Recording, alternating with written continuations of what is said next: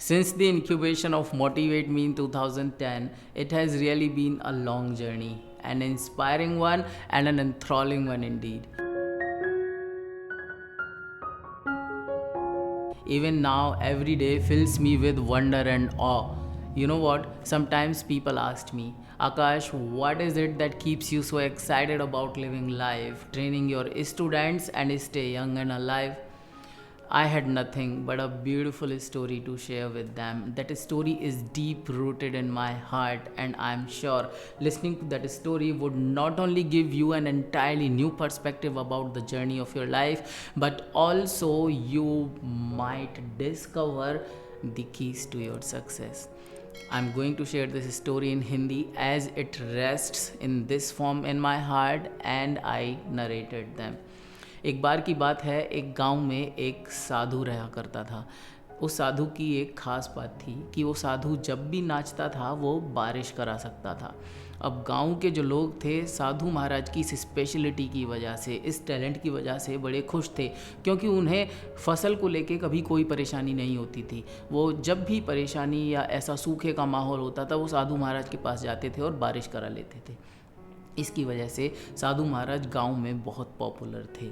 एक बार की बात है कि उस गांव में दो पढ़े लिखे लोग आए। जब वो उस गांव में बस से उतरे तो उन्हें पता चला कि इस गांव में एक साधु बड़ा पॉपुलर है, और किस वजह से, कि वो नाचकर बारिश करा सकता है। उन्हें इस बात पर बिल्कुल यकीन नहीं हुआ। उन्होंने सोचा ये अंधविश्वास है, ये तो बस हवाई बातें हैं, और उन्होंने भी एक अफवाह उतरने के बाद फैलाना शुरू कर दिया कि अगर साधु बारिश करा सकता है तो बारिश हम भी करा सकते हैं। अब गांव के लोग सीधे साधे, उन्हें लगा कि भाई ये पढ़े लिखे लोग हैं, ये सही बोल रहे होंगे, साधु महाराज हमारा इतने साल से पागल बना रहे हैं। ये बात किसी तरह से सरपंच के कानों तक पहुंची, और अगले ही दिन सुबह 6 बजे गांव के सारे लोग इकट्ठा हो गए, पंचायत लगी और उन दो लोगों के साथ साधु महाराज को भी बुलाया गया। अब क्या था कि साधु महाराज को और उन दोनों को बारिश करानी थी। सबसे पहले उन दोनों लोगों का नंबर आया। सुबह के 7 बजे उन दोनों ने नाचना शुरू किया और वो 2 घंटे के अंदर थक कर बैठ गए। 9 बजे गांव के लोगों ने कहा, साधु महाराज कृपया आप बारिश कराइए। साधु महाराज ने नाचना शुरू करा। 9 बजे से लेकर 12 बजे तक साधु महाराज नाचते रहे, मन लगाकर नाचते रहे, लेकिन बारिश नहीं हुई। लेकिन साधु महाराज रुके नहीं, वो नाचते रहे। 1 बज गया, 2 बज गया, 3 बज गए, बारिश नहीं हुई। साधु नाचता रहा।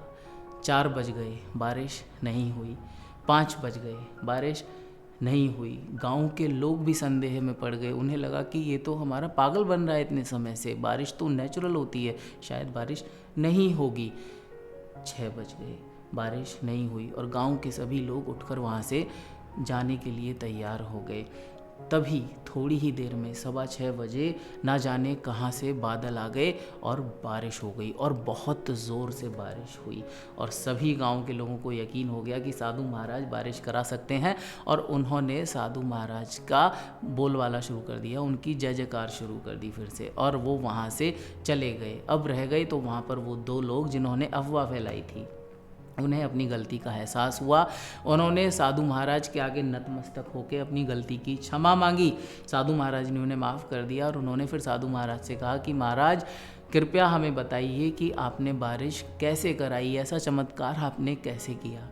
तो साधु महाराज ने उन्हें 2 बातें बताईं। साधु महाराज ने कहा कि जब मैं नाचता हूँ तो 2 बातों का ख्याल रखता हूँ। अब ये जो 2 बातें हैं शायद इन्हीं में सफलता की कुंजी छुपी हुई है। साधु महाराज ने कहा कि जब मैं नाचता हूँ तो 2 बातों का ख्याल रखता हूँ।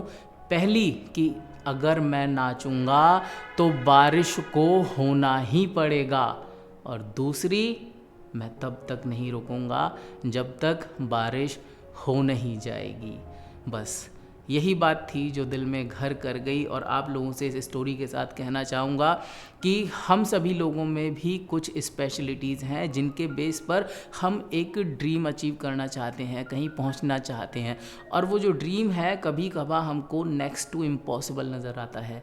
उस समय हम अपने पर डाउट करने लगते हैं या फिर हम गिव अप कर देते हैं। बस ये दो ही चीज़ें हैं कि अगर मैं नाचूंगा तो बारिश को होना ही पड़ेगा, कि जब कोशिश आप कर रहे हो तो बारिश होगी ही होगी। और दूसरा कि आपको और हमें रुकना नहीं है जब तक बारिश हो नहीं जाएगी। धन्यवाद।